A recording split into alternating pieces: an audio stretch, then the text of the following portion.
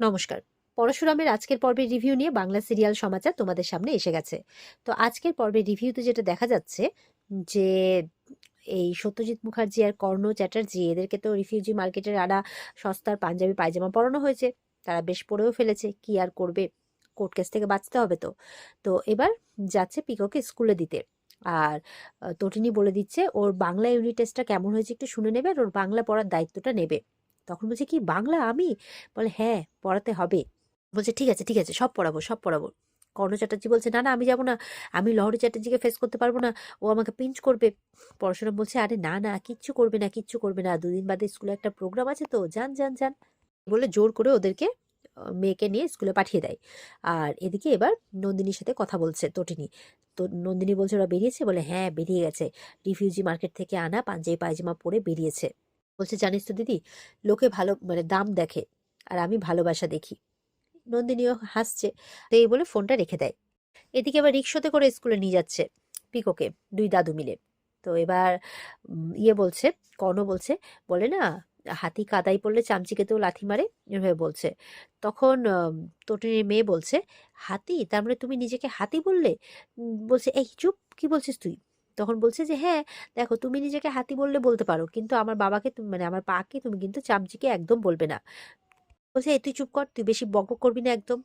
সত্যজিৎ বলছে যে আমরা তোর বাবাকে ভয় পাই নাকি, ভয় পাই নাকি? বলে হ্যাঁ ভয় পাও তো, এই জন্যই তো রিক্সা করে আমাকে স্কুল দিতে যাচ্ছ। এই বলে বকবক কিন্তু চলছে আর ওরা কিন্তু খুব বিরক্ত হচ্ছে, মানে পিকো এত বকবক করছে যে দুজনে সত্যজিৎ আর কর্ণ এরা কিন্তু বিরক্ত হয়ে যাচ্ছে। এবার কর্ণ বেশি খ্যাচখ্যাচ করছে। তখন পিকো বলছে আচ্ছা, তোমাকে জন্মের সময় কি মুখে মধু দেয়নি, নিম পাতা দিয়েছে? সত্যজিৎ বলছে এই তোমাকে এইসব কথা কে শিখিয়েছে? বলে ওই তো পাশের বাড়ির অমুক আন্টি বলছে। তখন কর্ণ বলছে হ্যাঁ ক্লাসটা দেখতে হবে না? বলে ক্লাস, আমি তো ক্লাস 4-এ পড়ি। বলে আমি সেই ক্লাসের কথা বলিনি। বলে তাহলে আর কোন ক্লাস আছে? বলছে রিচ ক্লাস, পোর ক্লাস। সত্যজিৎ বলছে আহা ছাড়ুন না, ওকে বলে লাভ আছে এইসব কিছু? এবার কর্ণের একটা ফোন এসছে, তার একটা ক্লায়েন্টের মিটিং আছে। তো তাই বলছে ঠিক আছে আমি কারে আছি, আমি দেখা করছি আপনার সাথে। তখন পাশ থেকে পিকো বলছে মিথ্যে কথা বলছে দাদু, মিথ্যে কথা বলছে, কারে নেই, রিক্সাতে আছে। বলে এই চুপ কর চুপ কর, আমার ক্লায়েন্ট আছে, দামি ক্লায়েন্ট।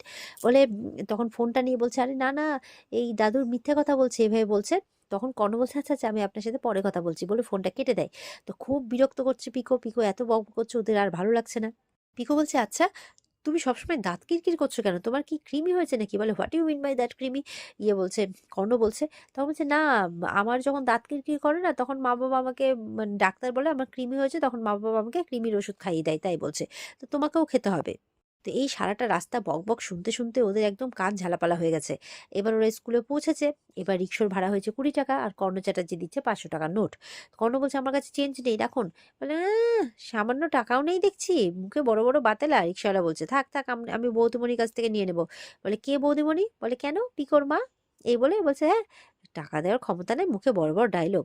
এই বলে রিক্সাওয়ালা চলে যায়। আর কর্ণ তো সেই রেগে যাচ্ছে। সত্যজিৎ বলছে ছাড়ুন না এইসব ঝামেলা, ভালো লাগে না, চলুন। এই বলে পিকোকে কোলে করে নামিয়েছে সত্যজিৎ। তখন পিকো গালে একটা কিসি করেছে আর কি। তখন মানে দাদু তো নাতনি তাকে চুমু খেলো, তো এটা না দাদুর খুব ভালোই লেগেছে। তো একটু ভাবুক হয়ে যায় সত্যজিৎ। তারপরে ওকে স্কুলে দিতে চলে যায় যথারীতি। এদিকে এবার পরশুরাম তটিনী চুল বাঁধতে বসে। তটিনী বলছে না না, তোমাকে বেঁধে দিতে হবে না। বলে দাও দাও প্রেয়সী, আমি বেঁধে দিচ্ছি। বলে এই তুমি প্রেয়সী বলো না, তাই স্ত্রী বলো। বলে না, আমি আমার স্ত্রীকে প্রেয়সী বলি, যাই বলি, আমি ভালোবেসে যা ডাকবো তাই। তো এবার নন্দিনী ফোন করেছে। তো বলছে হ্যাঁ দিদি বল। তো বলছে যে আচ্ছা, তুই একটু ইমাজিন করতে পারছিস যে কর্ণ চ্যাটার্জি আর সত্যজিৎ মুখার্জি পিকোকে নিয়ে স্কুলে গেছে? আচ্ছা ওরা কিসে গেছে রে? বলছে কিসে আবার, রিক্সাতে। বলে কি, দুটো কর্পোরেট লোক রিক্সাতে করে স্কুলে নিয়ে গেছে? ইস, আমি তো ইমাজিনই করতে পারছি না ব্যাপারটা।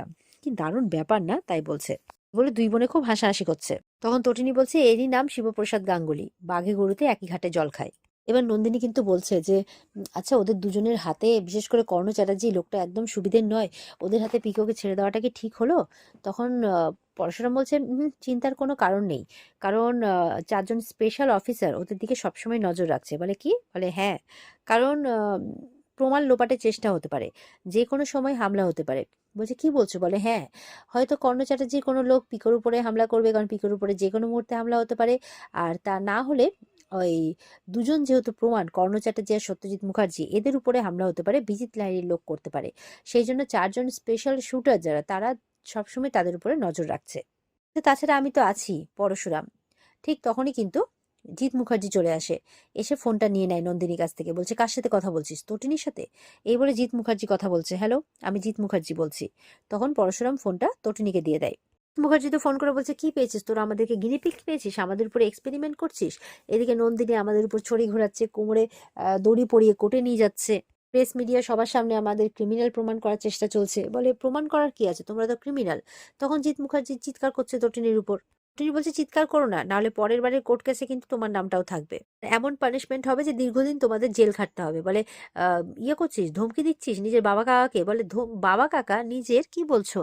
যখন আমরা বিপদে পড়েছিলাম, যখন আমার ছেলেকে কিডন্যাপ করা হয়েছিল, যখন আমি বিপদে পড়েছিলাম, তখন কোথায় ছিলে? কই আসুনি তো নিজেদের বাড়ির মেয়েকে বাঁচাতে, নিজেদের বাড়ির নাতনিকে বাঁচাতে, কই আসুনি তো, তাহলে কিসের বাবা কাকা বলে পরিচয় দিচ্ছ? এইভাবে তটিনী বলছে। তটিনী বলছে শুধরে যাও কিন্তু, না হলে কিন্তু তোমার অবস্থা খারাপ হবে, আর তোমাকে খেলা দেখাবে পরশুরাম।